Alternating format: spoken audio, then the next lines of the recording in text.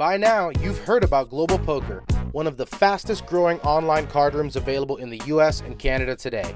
So what's stopping you from trying it out?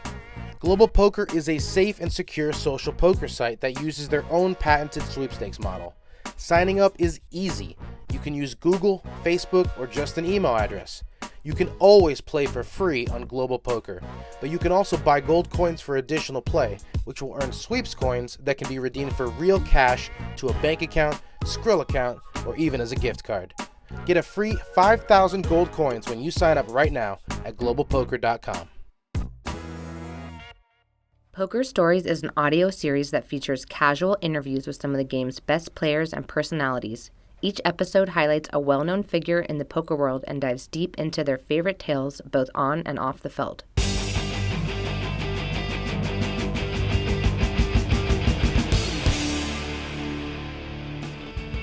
Hello and welcome to Poker Stories, a podcast brought to you by Card Player, the poker authority, and hosted by me, Julio Rodriguez.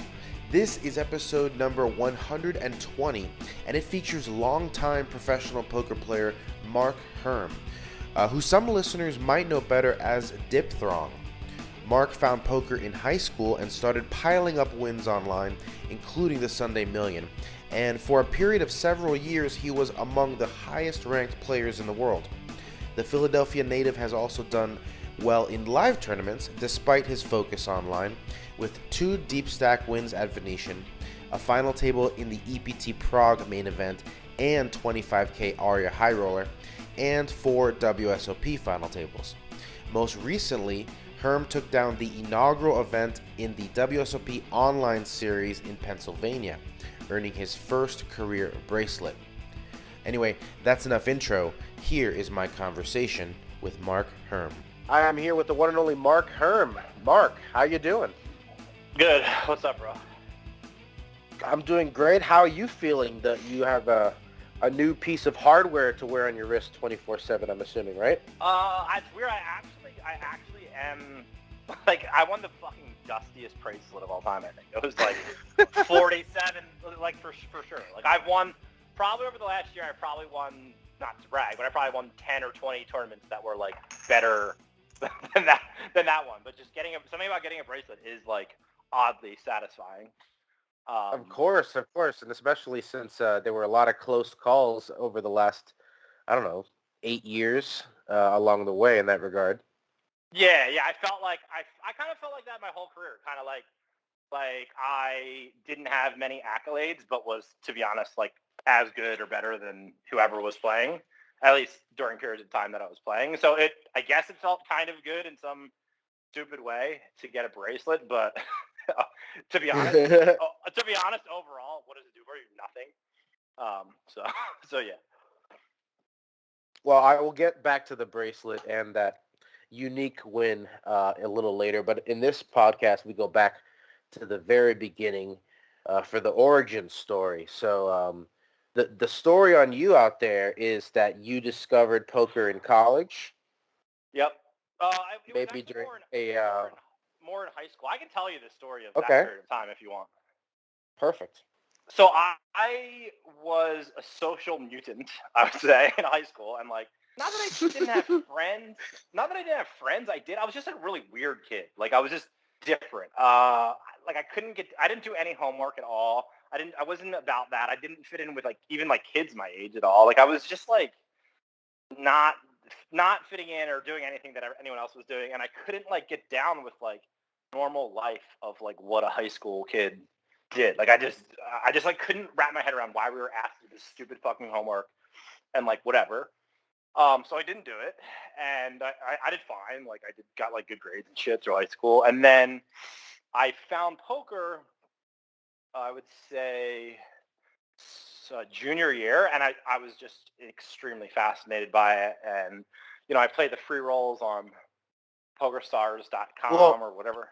Real quick, how did you discover poker? Was it WPT, Moneymaker, just... Yeah, it was Moneymaker. It was Moneymaker from watching it on TV, and then I started playing heads up with my dad, like, whatever, 5 cent, 10 cent. And then eventually I went from, like, playing, like, free rolls to, like, reading books. I read like my first book ever was like Sklansky on limit hold'em for advanced players, which like would tell you to play extremely tight. And I actually was known as a tight player like early in my career. And I've kind of got like the fundamentals down really well, and learned to play discipline. And I started playing limit hold'em online, and I probably made like 10 to 20K playing like small stakes limit hold'em online, maybe even more. That actually could be like 50, but I'm not sure. And then at one point I couldn't beat 510 limit on party poker.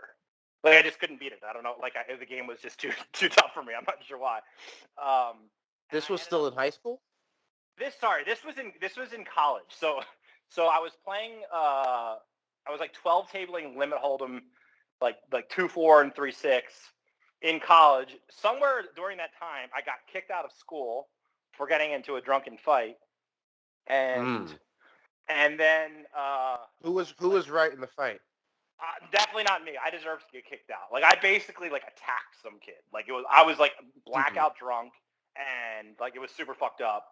I mean, not like it wasn't like super serious or something. Like I was like some drunk, not good fighter, throwing a punch every 45 seconds or something like that. Slow motion.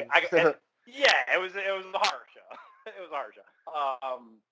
But yeah, I was definitely in the wrong, and I was just like a massive drunk kind of, even in college is where it started. And then so I got kicked out of school, and then I remember there was this moment where like, I knew that I was going to try to play for a living or whatever. And my mom said to me, my parents have been like super supportive of me, but my mom said to me, she's like, Mark, like you need to get a job. And I was like, I'm going to try to do this. Like, I think I could do this like professionally or whatever. And she was like, you can't. And I was just like, I can't. Like, I remember saying, I can, and being like so confident in it, or whatever. And I mean, she was just concerned about me. Like, she probably, she saw me like getting kicked out of college. It's a big deal, and probably. 99 times out of 100, she's right. Right, for sure. But yes, and it would look bad at the time. But no, then like I kind of have a sick story when it comes to like bankrolls and stuff. I deposited $10 on Ultimate Bet, and I never had a deposit ever again in my life, like ever. Like I never even came close to being broke in my whole career. Some people said that other people that they were like that too, but I don't know. That I was always very good at like being nitty, and like I wasn't like a degen or whatever. So my story in that sense is kind of like I've never really went long periods of time without winning, or anything like that. Yeah, that's got to be up there as far as starting from scratch. I think Annette Oberstad had the story of winning a free roll and building it up. But $10, I mean, that's a conservative deposit even for a college student. Yeah. I was super, because I came from like no money, and I was just like, I valued the dollar. Where I think a lot of guys that, it's obviously not their fault, but like if they came from a family that was just different about money or had money, that they didn't view it as, they don't view poker as seriously because it's not life or death to them. For someone like me or like a Paul G's who like also came from nothing, like we needed to win to like survive kind of thing.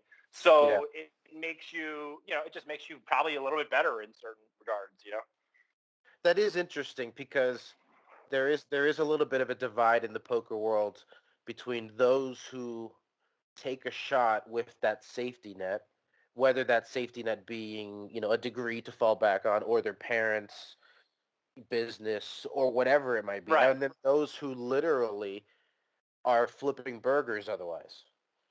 Right.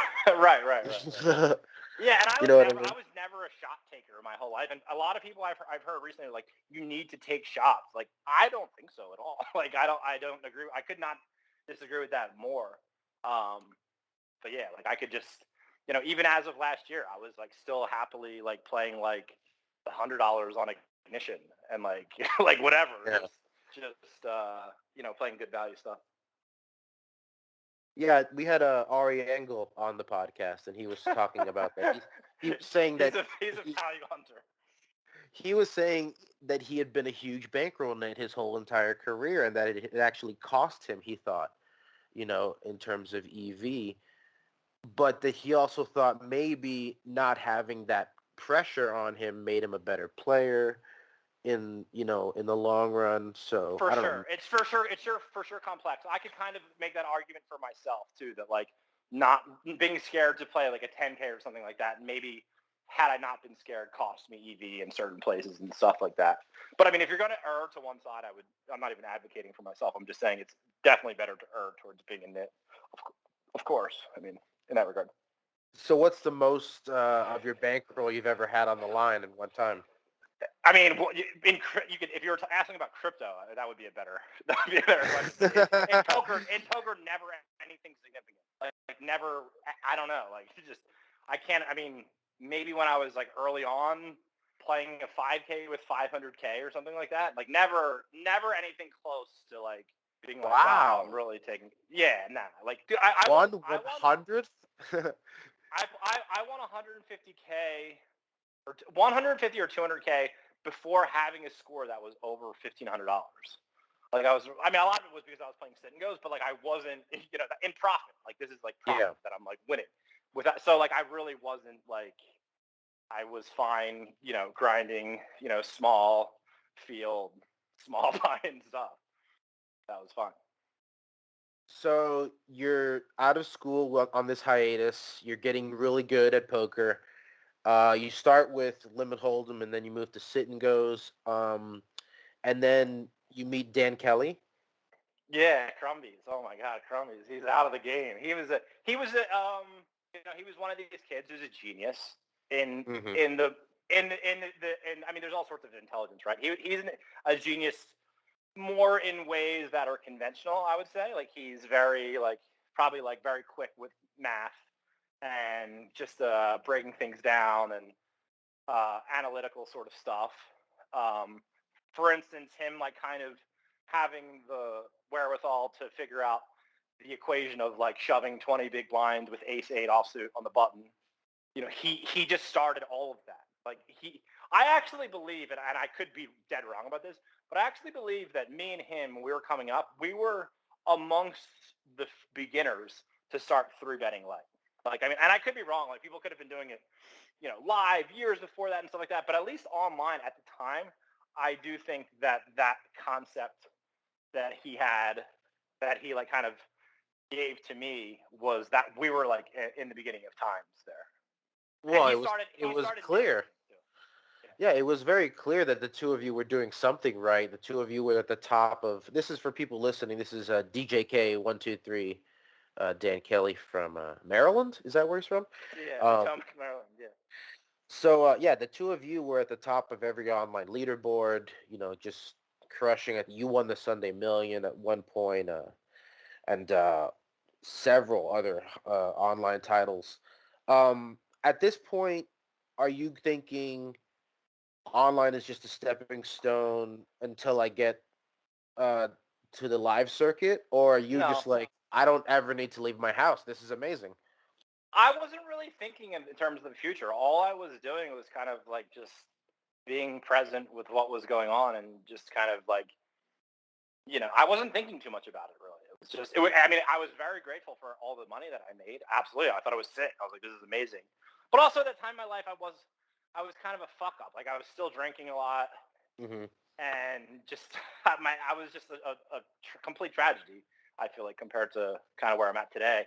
Yeah, you've been open in the past on other podcasts about your sobriety and finding sobriety. I'm wondering, we had John Van Fleet on the show, who was also very open about some terrible sessions where he would get blackout drunk and wake up the next morning with his bankroll just gone online. I'm wondering if that ever happened to you. Yeah, no,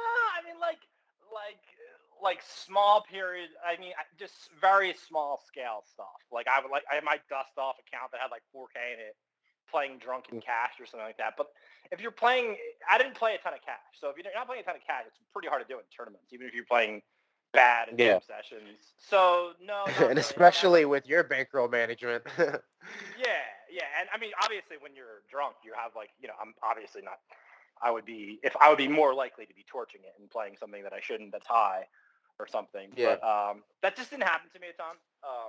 Even though I was drunk a lot of my poker career. So what made the change for you? Was it because of poker? Or?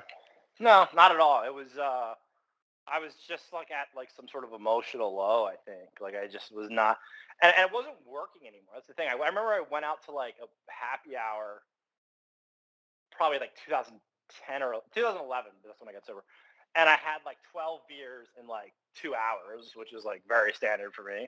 And I didn't feel anything. I didn't feel drunk at all. and then I was like, and I just knew then that it was over. I was like, dude, like it's not doing what it used to do for me. Yeah. So, if it continued to do what it was doing for me before, I might still be drinking now. That's why I never judge anyone that's not sober or can't get sober or whatever, because a lot of it I feel like is just fucking like luck, honestly. Like I just happened to be lucky at the time that like it stopped working for me, and getting sober kind of just clicked for me. Whereas I feel like it really has to just like kind of click for people, and you have to be able to like also be able to see it in yourself. And there's no talent in that. It's just, I happen to be blessed that one day I just was like, wow, I'm a fucking horror show. Like I need to like stop. And if I'd never had that realization, then I would still be, a horror show. Well, you call it luck, but there's also some perspective there, obviously. And even still, the willpower for 10 years. Congratulations on that. That's obviously an accomplishment. Did you notice an improvement in your game? So like I have a really weird history with that. So I think I was probably the best in the world in 2008. Okay. There was a period of time where like, and also you could just dominate poker in different, like for instance, I would be like 1 of 100 in like the Sunday mulligan, or 20 of 100 in the Sunday mulligan. And like, I'm going to win that tournament a lot of the time. Mm-hmm. And I'm going to get top 3 in that tournament, like half of the time, something that's outrageous. Like and poker is not like that now, because people, not that it's extremely beatable. Anyone that tells you poker is not beatable now is they're not very good. That's what it is. That's the bottom line.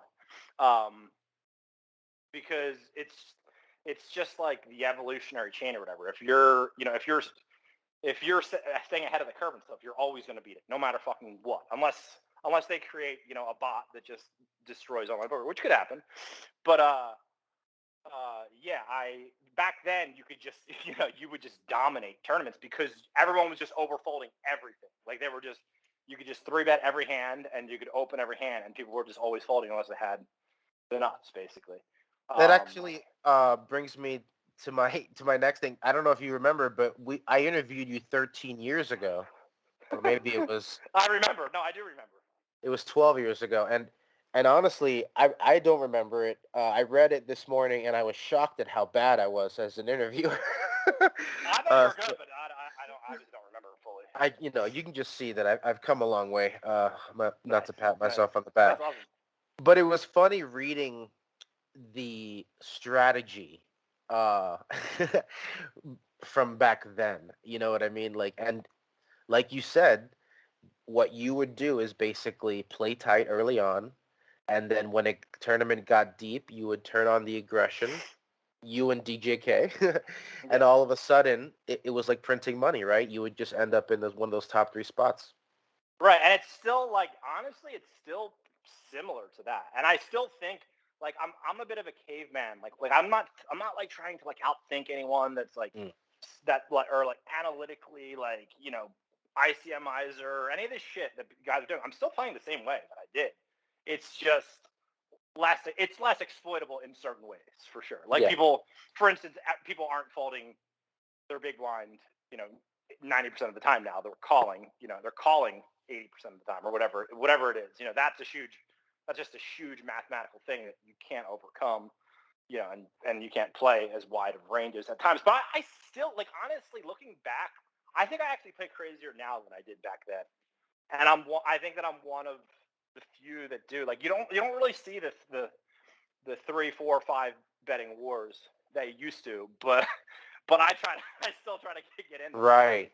If that makes sense. And that's just my style. Like, I'm not saying that's the right way to play or anything. That's just the style that I have done well doing. And I know a lot of guys that play completely differently than me that are amazing. And I really believe in order to be great, you have to like kind of find your own way. I mean, I guess it's kind of a cliche thing to say, but like I definitely believe that to be true. Yeah, I remember the period of time when it was all about the pre-flop wars and trying to get people to lay down after they 3-bet. And now it seems like you're finding these very creative spots from, the turn all of a sudden. People are getting deeper and deeper into the flop play and turn play. Right. For sure. Yeah. I would say this is a kind of a crazy statement, but I would say for the first like 7 years of my career, something like that, I never did anything that was more than a flop continuation bet in terms of post flop bluffing. And I was still the best. Like at one point, I was the one of the best players online, if not the best. Right. So it just shows you how little post flop skill you needed to do well. It was just all pre-flop. And now, then at some point, I would say it was like 2014 or something like that. At some point, I just had this like kind of vision on later streets. I use the term vision like a halfback that like has really good like vision on the field that can like see everything happening in slow mo. If that makes sense. So, but I think it's just from experience of seeing a lot of hands. And so once people start to get this, vision of what's happening on later streets, or if they are using like solvers and running a bunch of sims, then there's a lot more room for, things to be done in creative play, which I definitely have incorporated in the past couple of years. Yeah, you're seeing the hole open before it happens.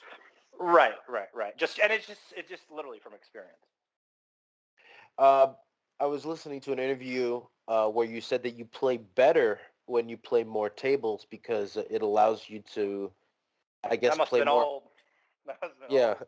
Well, you were saying basically that you played more optimally and without any ego, basically because everything's automatic. Whereas if you only have one table, you might be bored and make a fancy play that you might not otherwise do. Right. And I would say it's the complete opposite now, because I think I've kind of stomped out a lot of those insecurities and egotistical things that I cared about before, like someone bluffing me or, getting outplayed. So I think that I found in recent times that I really can only play my best when I'm playing like, if I'm deep in one, it's really going to be one. Like there would be times last year where I would be one tabling at 3 p.m. on a Sunday because I was deep in one big thing that was like, a couple $100K for first. I was maybe 2 or 3 tables. Yeah. So that's how extreme I take it, which is, for anyone that plays online poker on Sunday, they, one tabling at 3 p.m. is insane. So, I really was very disciplined, or I got to be very disciplined with that and playing as few tables as possible, because I feel like something that happens is when you're one tabling, there's this thing that happens where your intuition can really pick up everything that's happening. And like I literally will look at every hand that's being played, every sizing that's being used, all like really the minutia and the really small detailed stuff. And that's what I'm playing off of. Whereas a lot of other people, they're not playing off of that. They're playing off of like numbers and stats and like whatever. I'm playing off of like intuition. That's the only way I play. I don't use any solvers, or I don't even have a basic HUD or whatever. Let's talk about live poker. I mean, were you comfortable just, sitting at home and being an online grinder, or did you have ambitions to do well in the live circuit? Yeah, I mean, I think I still do. I think the ambitions are probably led mostly from like insecurity, really, though. It's like what's the point? Like, I don't know if that makes sense, but what is the point of like going somewhere and getting the fame or whatever of like winning this event when you could just play online and win just as much and possibly do it on the DL where it's just you're just constantly winning the same tournament or whatever. So I did have the ambition, and I would say that like certain insecurities that I had probably made me less good at live poker, and just the way my mind works, like that's very little action for me. Like I need action. Like online is like it's 3 times faster. Plus you could play multiples of tables. I would say that a lot of it was fear why I didn't play live at first, and then more towards the later end of my career, I would say. The reason why I don't play much live is it doesn't fit my appetite for like action, basically. Yeah, and for a lot of people, it's tough to put in, a 12-hour day, let alone 2 or 3 of them in a row, when you can just fire up online and have 12 times as many tournaments going. You did have Yeah. some success, obviously, at live. Many close calls. You final tabled EPT Prague. Made a few final tables at the World Series of Poker. In 2014, you finished third in the $1,500 Mix Max. 2 years later, you finished third in the $3,000 Six Max, and you got a little high roller thing in there. You finished third in the 25K at Aria for another $250,000. We asked this question to people about the close calls that they think about the most. Is there anything like that? Yeah, for sure. Yeah, I do think about getting third in the 3K Six Max for sure, and it's not really the close calls where it's like, fuck, man, like if I would have won one more flip, I would have won. It's just about the mistakes that I made. Like I know in that tournament, and I mean tons of tournaments. If I had been playing, completely with absent of fear and playing, what I know to be my A game now, then I would have 100. Like I could have just won a million more tournaments. But everyone can say that. So it's more like the regret of which makes no sense. The regret of not playing your best at that moment. But there's nothing really. This is what I tell guys that I back or mentor or whatever. It's like you can't. There's nothing that you can do with that. You were playing your best in that moment, and that's all you could have done. Like you could. Yeah. You could. That's why I don't. That's why when people like ask me about like river decisions, it's like you just gotta come up with whatever you think is the best decision in that moment. You make. There's no reason to like berate yourself or chastise yourself, which I think at some point in my life, in my poker career, I got very, I kind of lost the like self-loathing aspect and the self-criticizing aspect to my game. So now, like, I probably spew on a Sunday like 30 times in terrible spots, and I don't even think about it. Like, I'm like, all right, whatever. Like, I kind of accepted the way I play, and that's what it is. And like, let's keep going. And that allows me to continually play with confidence. Like, whenever I'm playing, like, I'm always like, I mean, I really think 99% of the time that I'm playing with like the utmost confidence, and that's because I'm not being super self-critical anymore. Yeah, and it's not just about shaking off, a tough loss. It's about being able to shake off a tough hand and move on to the next one before the damage gets worse. You know what I mean? Right. Yeah, it's so important. So many guys you see, like, they'll get stuck in this negative spiral, and what I believe that negative spiral just makes more negative events happen in, whether it's your decision making or just having those negative thoughts in general. That's a huge thing. And I think at the end of the day, they all come from places of insecurity. You lose a big flip, and you say, you start blaming, and you start saying, thinking I run bad. But why are you saying that? You're saying that because you feel as though you need to show actual wins that will validate yourself as a winning poker player. But if you don't have that need, then you don't give a shit. Like, that's why, like, when I'm deep and stuff, and I'll lose a chip leader pot with 13 left and something huge, and still, like, I kind of won't flinch. Like, that's at least now, and I was not like that at all for a lot of my career, but it's obviously very important. Let's talk about the World Series. I hear dishes in the background. Sorry. It's all good. Let's talk about the World Series of Poker, because it seemed like every couple of years you were getting very close to that bracelet. I know you already said that you don't how you feel about your current bracelet, but I have to imagine that was still a bucket list item for you. Yeah, no, it is, and like, no, it definitely means a lot to me. But like, just if I'm looking at it like rationally, why does it mean anything to me? It's so stupid. Like, it's so fucking stupid.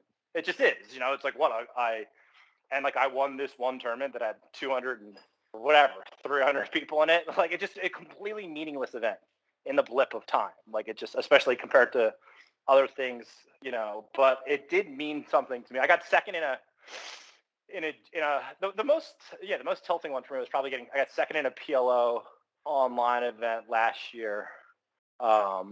where I was like probably chip leader at some point, heads up, and kind of cruising the whole tournament.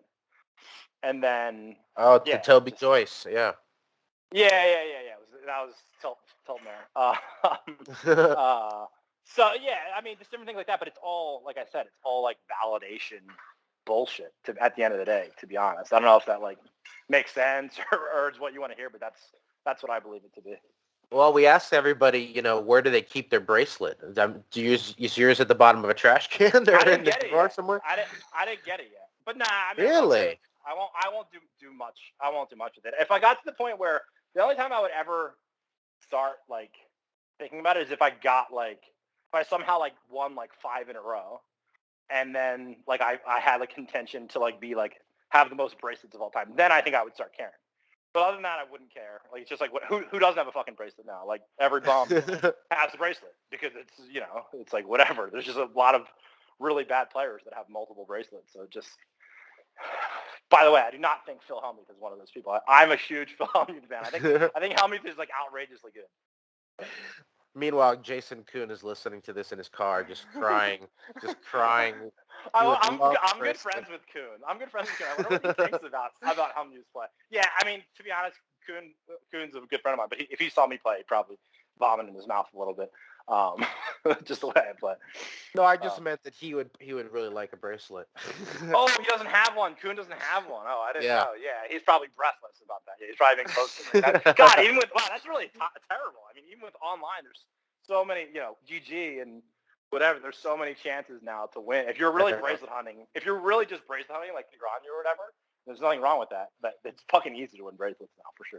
If they add more short deck events to the WSOP, then I think he'll get one. Yeah, he pillages short deck. Yeah. All right. So I have to ask you about staking because you mentioned it earlier. Yeah. There was this rumor that for a while you were one of the biggest winners as far as stakers go, which I didn't think was possible. I mean, pretty much everyone who's come on this show has said that where they went wrong was when they started staking people. Yeah, and right. It is very tough to win at backing, and I would say 95% of people that go into backing ventures lose. You have to have a certain skill set, which I've molded over the years. Like you can't be everyone's best friend. You have to like be able to say no to people. You have to, be kind of strict with people in certain ways.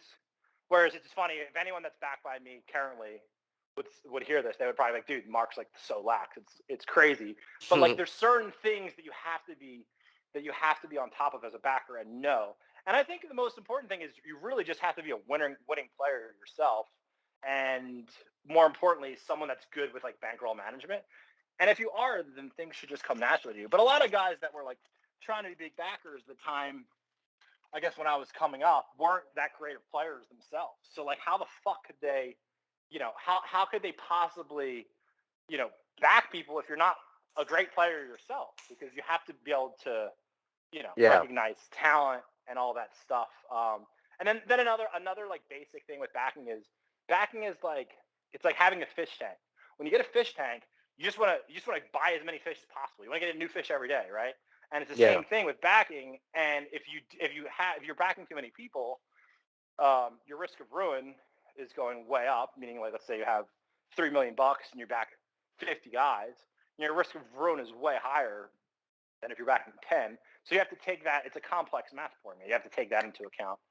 But really, it really comes down to having people that you can trust and that you like. I won't back anyone that I don't like because it's more than just money for me.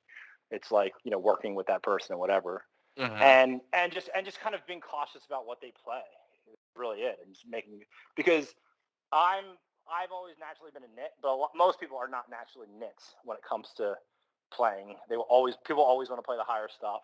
And whatever, it's kind of putting your foot down in certain spots and making sure they're playing, which I haven't been great at in lots of times. But yeah, I would say I've probably been one of the most successful backers.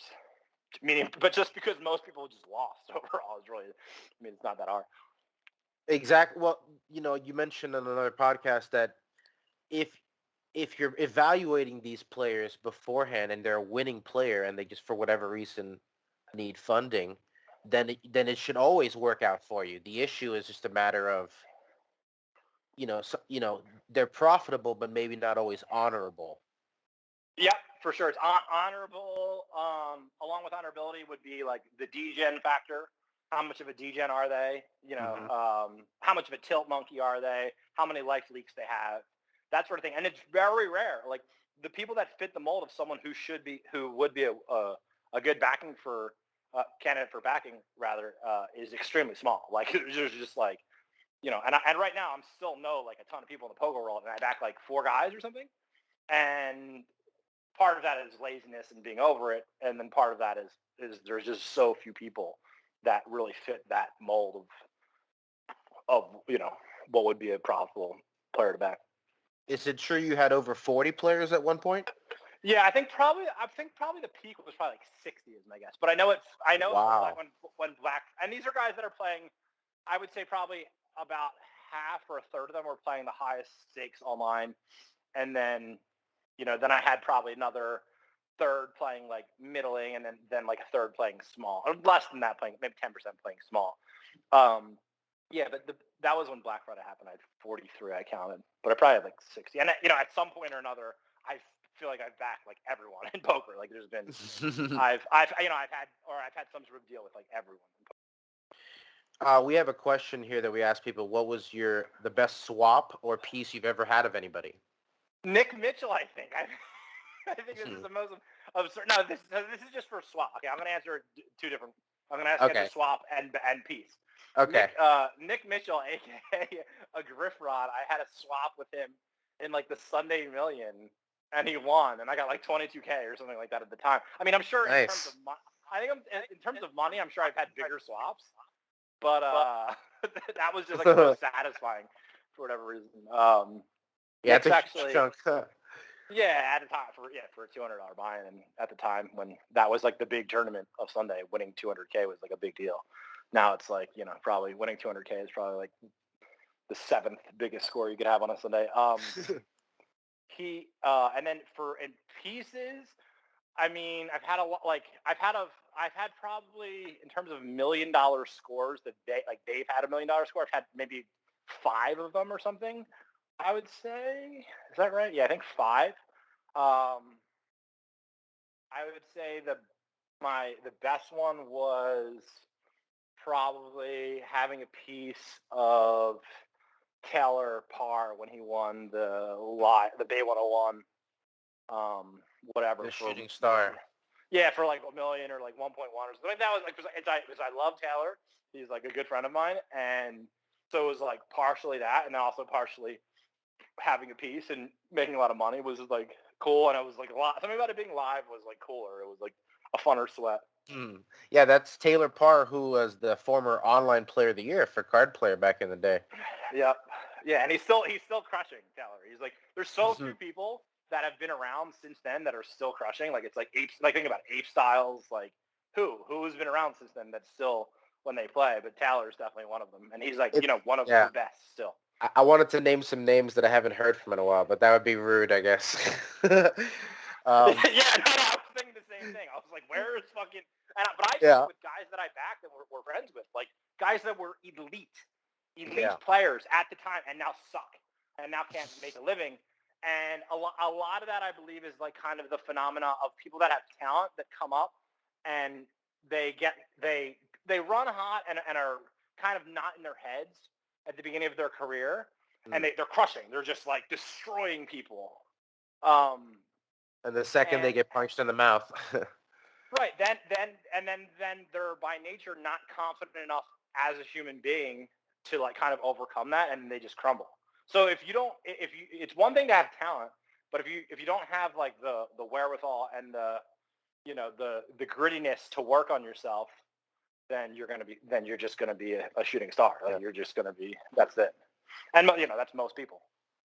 You mentioned, you basically backed everyone in poker. I imagine it's got to be weird to go to an event and see half of the field owing you money in some regard, or I would say it's less than it's the guys that really owe me money or scammed me or whatever is like very few.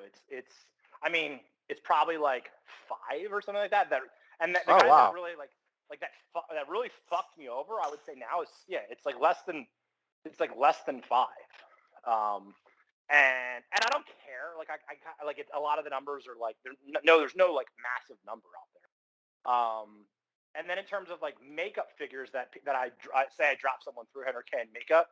Yeah, but like there's a guy that I just realized that I dropped like 300K in makeup that I still talk to, and I like didn't even remember. Like I realized recently that I didn't even remember that we had this that we even were in this. So I'm not very like attached to money, I would say, like in that regard. I mean, that takes a skill of its own, right? To look at a person and not see minus 300K plastered on their forehead every time you see them. You know what I mean? That's right. And I didn't used to always be like this. It's not as, I would say it's less of a skill than I just had to be burned off of me. Like through time, like it just happened to me so many times that at some point you just accept it. It's just whatever. Yeah, but I am definitely an alien with money. Like I won't let certain things bother me. If I lost a bunch of money, I would be like, all right, like whatever. Like I do have a certain grittiness about me that like kind of would just get over it. since you seem to be the investment guru in the poker world, I want to ask you about what is an acceptable markup. You know, Phil Hellmuth, who you've defended already, has famously charged 1.8 for his action in the main event. I'm wondering what you think of that, or what is just reasonable. I would in the main event. I would buy Phil at 1.8 in the main event right now. Yeah. Yeah. Main event. I wouldn't sell. Like here's the thing. I have no fucking idea. I actually would say I don't know if Timex really knows what's what, or he's just willing to take he's just willing to just kind of set a price that he thinks that people can't beat and put it out there, and just take that action, which is most people are, I would guess, just delusional about how good they are and how much of an edge that they have. But in terms of actually knowing what ROIs are, I have no fucking idea, man. I really don't. I have no fucking idea. But just off the top of my head, I would say I wouldn't sell myself for a Paul G's. I wouldn't sell a Paul G's in the main event for like less than 3 to 1. Like in the main event is a complete it's a different being, yeah. than like a 1,500. But I would say most guys, just off the top of my head, for anyone that's like looking to back people, most people are not beating the field. So there you go. Like 1.2, no.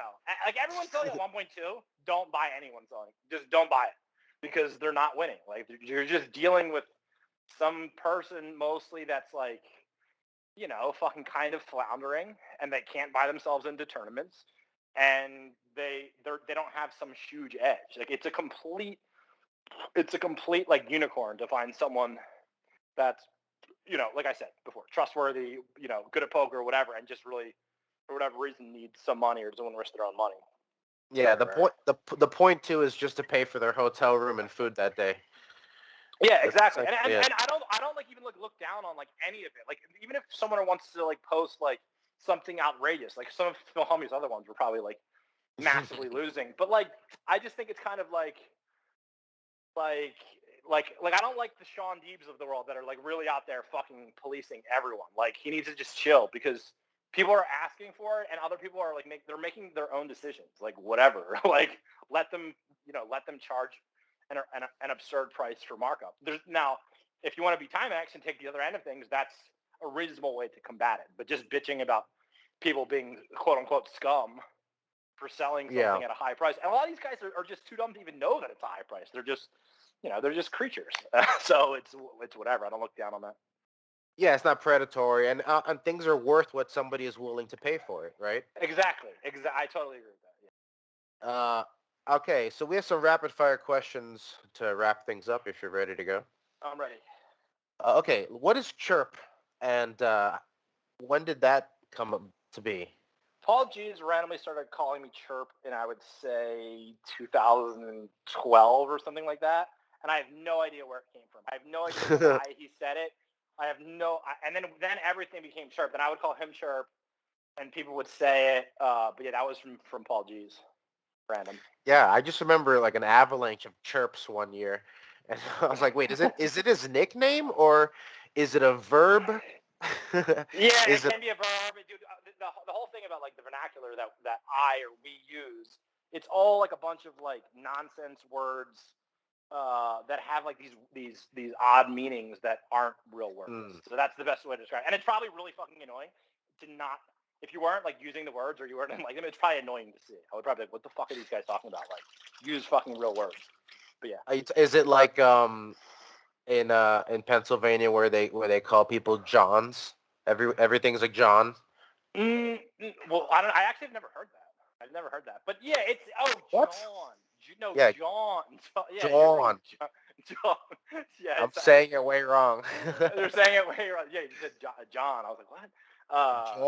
John. Another Philly word is we say wooder. It's a bizarre Philly thing, wooder. Wooder. But yeah, it's a similar thing to John, where like we'll use the term dust. I mean, dust is kind of like one that is very not hard for people to understand what that means. But yeah, something like that. All right. Let's see here. You had your own podcast, or maybe it's still on an extended hiatus. Maybe, yeah, I'm not sure. It could be. Yeah. I haven't done it for several years, though. Yeah. But you interviewed players yourself. I'm wondering, what was your favorite interview, and what was your favorite question to ask Aria, people? I think. I really like talking to Ari for some reason. I don't know why, but I felt like I kind of got in good with him, and like we were talking about like some of the things that possibly made him better or worse as a poker player. Yeah, but I liked a lot. I liked a lot of them. You like to hear from the really successful people like Fedor, just kind of see what make them tick. Or any of the guys that have just achieved eliteness in poker, like Nick Petrangelo, my friend.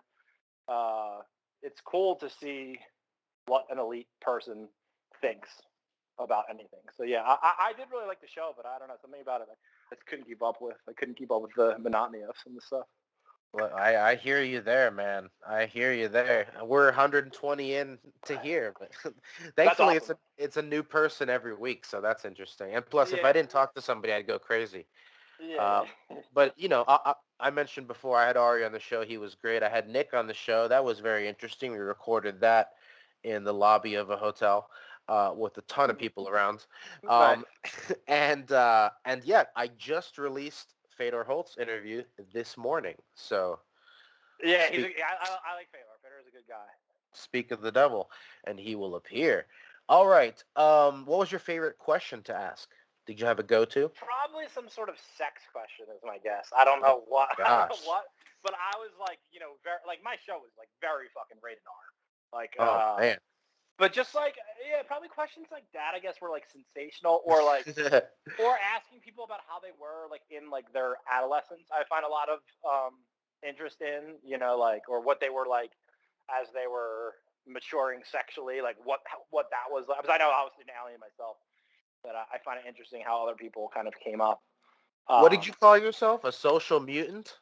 A social mutant or an alien. Yes, I was like real, and I'm really quite good now with like talking to people. But I was so bad for so long. I think it was just because I was completely just absurdly insecure.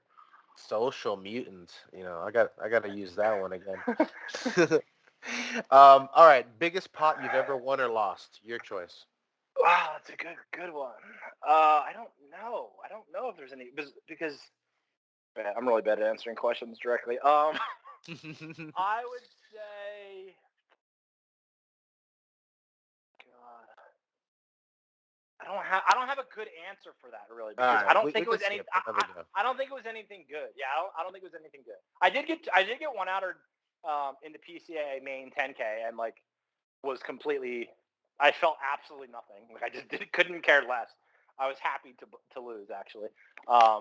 How deep were you? not deep. It was like early day 2 or something like that. But it was for a lot. I had like top set of aces on aces, deuce, 5 or something. But yeah. Somebody quadded up, or was it straight flush? Yeah, burgers. Yeah, he had deuces. All right. Where is the weirdest place that you've ever gambled for money?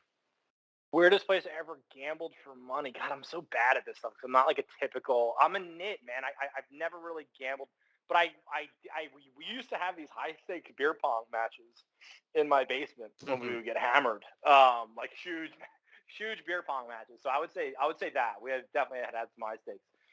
Yeah, we have. long ones. You said you're a nit, but we do have a question here. What was your largest non-poker wager?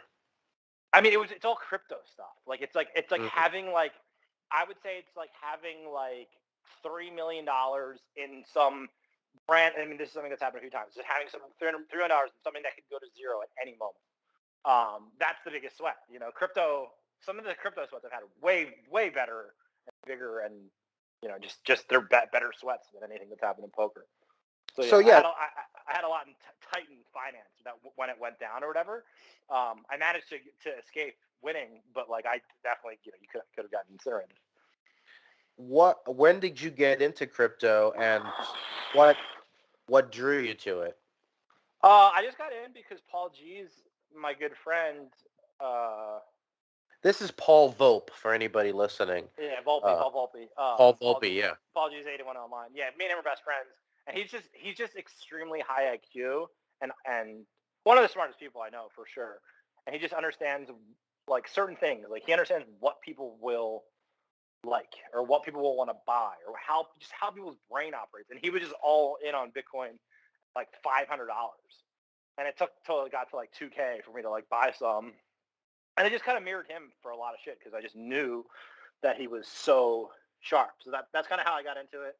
And then, in later years, I got more into like the business side of things with crypto, and which was kind of intimidating because as a poker player, you kind of think that you're just like a bit of a fuck up and like happen to find something that like you could beat and make money at, but like you weren't like a real like person. I kind of had this insecurity. I had this insecurity for a while, and then I got into the business world. Like, wow, these people are fucking stupid. Yeah. Like these guys, like these CEOs of companies are fucking dumb. And I actually think that there's like a lot of really highly intelligent people in poker compared to other places, and that just getting out there and seeing what's really going on in the real world will give you a lot of confidence. Yeah, I've always found the poker community to be very highly intelligent. But with that also comes a high level of entitlement. But right. That's entitlement, you take emotional issues. Yeah, for sure. Yeah, no, trust me. I don't have like a ton of great friends in the poker world or anything like that. But yeah, definitely, there's definitely some smart people. People who don't like authority. Yeah, for sure. I'm one of them. Okay, what was the worst job you had before poker? I had one job in my life, and I loved it, and people would probably hate it. I was a dish cleaner at a seafood restaurant, which is like grimy as fuck. Like you come home and your clothes smell like ass. Yeah, the smell. It's terrible. It's horrendous. But like I was like had a lot of chi, as I call it back in, a lot of energy when I was 16 years old, and I was very like.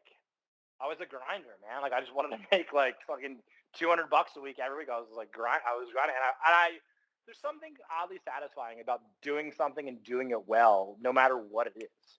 So like I prided myself on. I was like, I'm the best dishwasher here, and like it's kind of crazy. I never thought about it until just this moment. Yeah, I liked it, and yeah, I had no bad jobs. Yeah, I could see something like that. If it was me, I would just make a game out of it. Like, how fast can I load this? Exactly. Yeah. Thing, and did you have one of those cool steamers that came down over the trays? No, we had nothing. It was just like sink and soap. It was really it. Oh my God. Yeah. That sounds so terrible. Yeah. No, looking back, like it was like the worst job of all time. Not getting paid shit. Like you just had to clean dishes, like whatever. But yeah, I loved it. Like I was like kind of like one of the first social settings I think that I really had, and it was like with like a mixed bag of like different ages. So it was very interesting for me. All right. What is a talent you don't have that you wish you did? I would say there's certain people who really don't have a problem asking for things for themselves. This is an odd one, but there's certain people that they really don't mind. Whatever way they were raised, or they don't mind.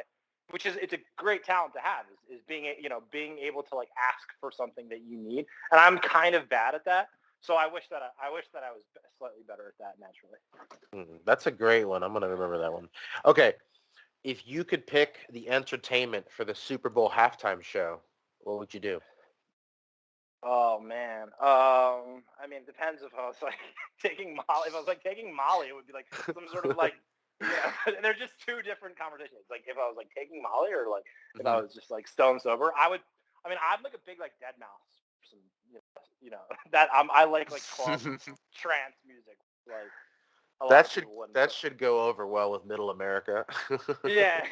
yeah. I think that's who I would think. Someone like that, like some cool DJ or something. It would be definitely shocking to all the people in attendance for sure. Yeah. All right. Do you have a celebrity doppelganger or somebody people told you looked like growing I don't know up? the guy's name. There was a guy that played for the Dodgers, I want to say, and he looked exactly like me. And it's the only person I've ever seen. But sorry, I don't have. What position?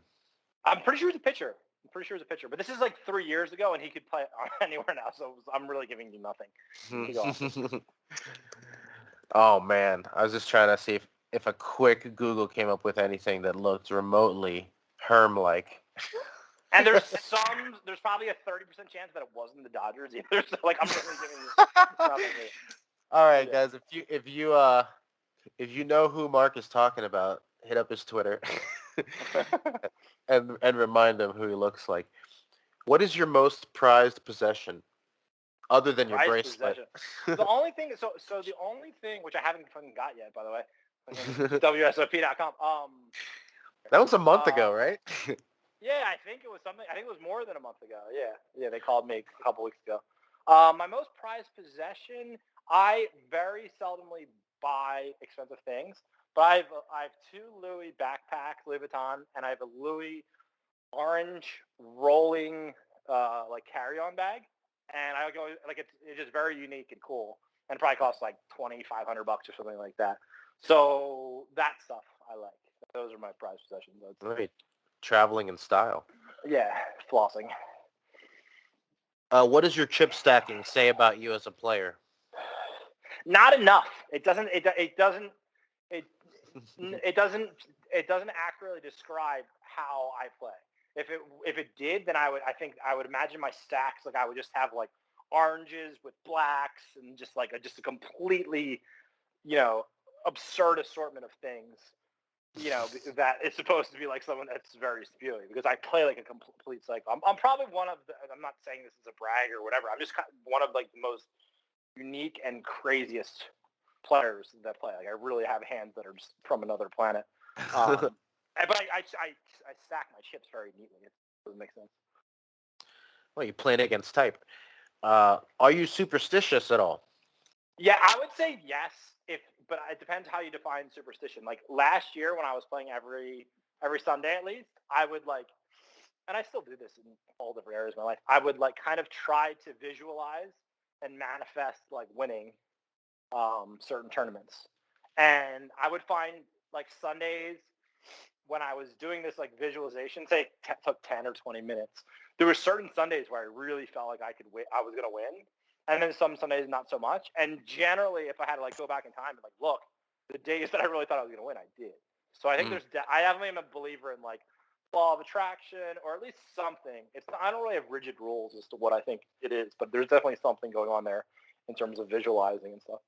You're not like knocking the table 3 times during an all-in or something, No, that's something I think becomes to get scary because I think that there was times where like I would get like randomly superstitious about like something like I'd be like nines or like I would just randomly think like nines are hot today, and then like there was one time I was like deep in like it's like a W Coop or so it was some big term that was $1 million first, and there was a spot where I think had I not had this one random thought about having whatever I had, it was like pocket nines or pocket tens that I would have folded them, and instead I ended up making a slightly bad get, and it was like very marginal. And I ended up losing. And I think that was a result of me having that sort of, whatever it was, idiosyncratic, thought that I was lucky. Yeah. Do you like telling people that you're a professional poker player? Now I do because I'm like confident now. Like now I'm like, yeah, like because it would be an enjoyable conversation because I remember Faraz Jaka said this on his Twitter once, and I thought it was extremely sharp. He said like a lot of people, they think that they get a bad reception from saying they're a pro poker player, And a lot of it's probably based on the way that they feel about it inwardly themselves. So I remember for me, for a while, I didn't really think that it was cool, and I thought that I was kind of like, like a fraud, even though I was probably very good at poker. And the way I would say that to someone is like, it would probably come out very weird. They would probably come out like, oh, like I've played poker for the past 3 years, like pro. Like it would have been just something that's very not common. Whereas now, someone would be like, oh, I'm a pro poker player, and like just the way I say it would be confident. And I've always I just always get a great reception from someone now, and I feel as though they think that I'm like successful. Whereas before it was like always the opposite. It was like, oh, like you can do that for money, like just something toxic, yeah. Or Yeah, but of you course.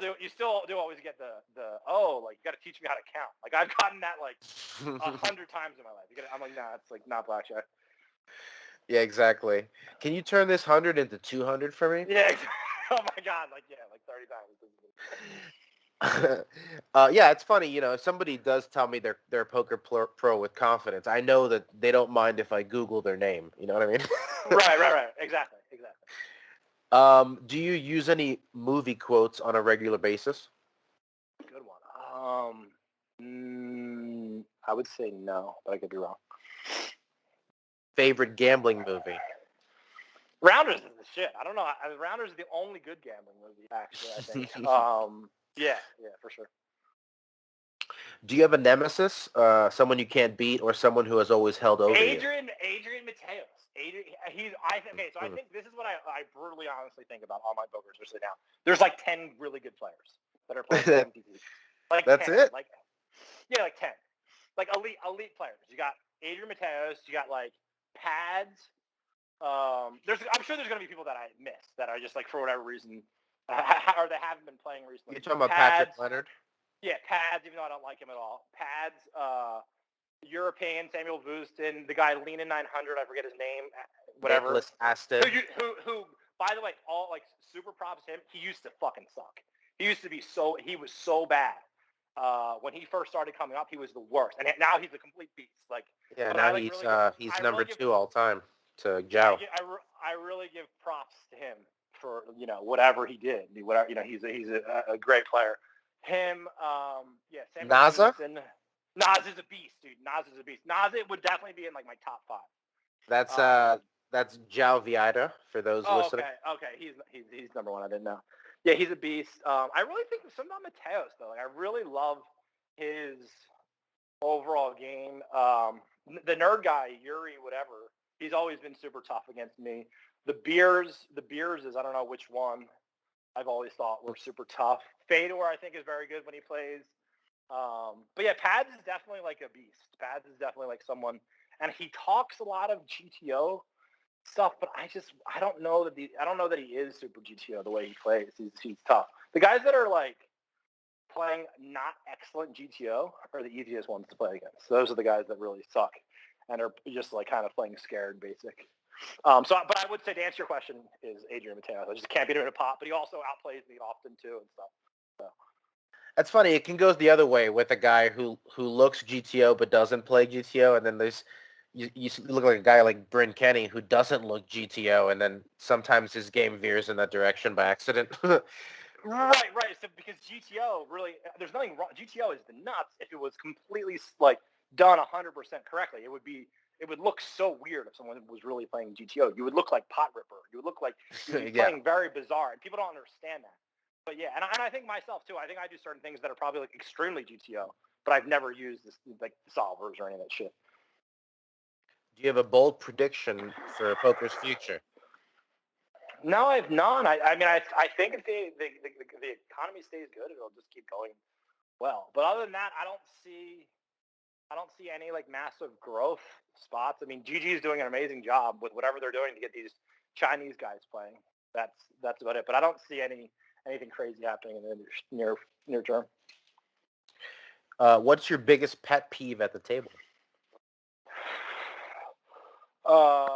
Just anything fake.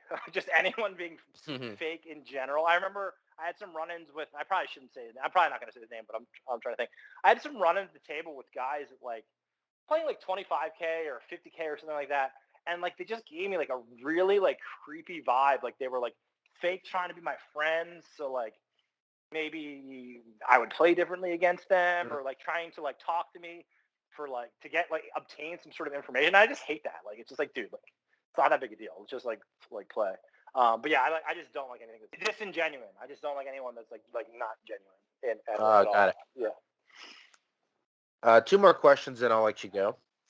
If you had a HUD that showed 3 stats about any person you looked at, what 3 stats would you want it to show? Wait, like in real life or Yeah. poker? Real life. Okay, honesty, confidence, and kindness. There you go. Honesty, confidence, kindness.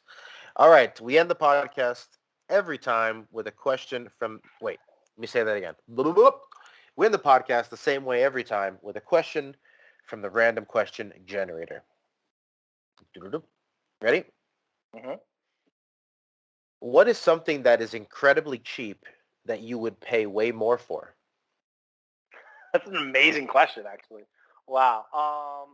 So good. I feel like in a nutshell, I would say like takeout food or like delivery food. Like I feel like I will like order meals and it'll cost like $100, where like I would have paid $400 just to like not get off my ass and yeah. So you're talking about the convenience adds infinite dollars to the bill. Yes. In my mind, yeah, for sure. You'll pay 4x the bill if you don't have to move. Yes, for sure. Wow. Well, we are living in an economy of convenience now, right? That's the gig economy. Everyone's basically just doing favors for each other to the highest bidder. Yeah. We're blessed to live in this country. I just feel like we have so much. So you have no problem ordering fancy takeout to your house? I guess you kind of had to during the pandemic. No, I don't care. Yeah, I don't care. I'm not like a massively fancy person, but yeah, I would just order. I've always been like one to not look at like the price of anything and just kind of like buy stuff, at least in recent years. Well, now I have to ask a couple more questions. Fanciest meal you've ever had? Your best meal you can... Best meal? Fuck, man. It's probably not going to be something that's super fancy. I mean, you know, I'm so far removed from the days where we did like credit card roulettes for like, you know, I don't even know what the highest one that I was ever involved in, like 6K or something like that. It's not something that's absurd. Yeah, I mean, I get sushi from this place by me that's cost $100 every time, and it's like my favorite of all time. You know, sometimes the mom and pop shop is the best spot. Yeah. And the other one is what's the best splurge you've ever had with poker winnings? Splurge? God, I don't want for any. So I don't know. It would be more like yourself? Nah. It would be more, and this is gonna make me sound very like whatever, but it would be more like buying something for someone else. Like that. Like I really like because I don't want for anything. Like I'm lucky. I got like all that I need, but it would be like buying something for someone. I bought my fiance's mom a car, and that was like the best. Like it made me feel better than like anything I've ever done. Like that was like it was like a great feeling. You know, it probably was better for me than her. So yeah. Oh, that's super cool. And with that, I'll leave you to it. The Herm family should be looking forward to Christmas this year. and good luck to you with the rest of your year. Thanks, bro. You did a great job. I appreciate it. That's it. That is the show. Thank you once again to Mark. Go find him on Twitter at Dipthrong. And while you're there, look for us at Card Player Media and at poker_stories. If you like the show, please do us a favor and subscribe.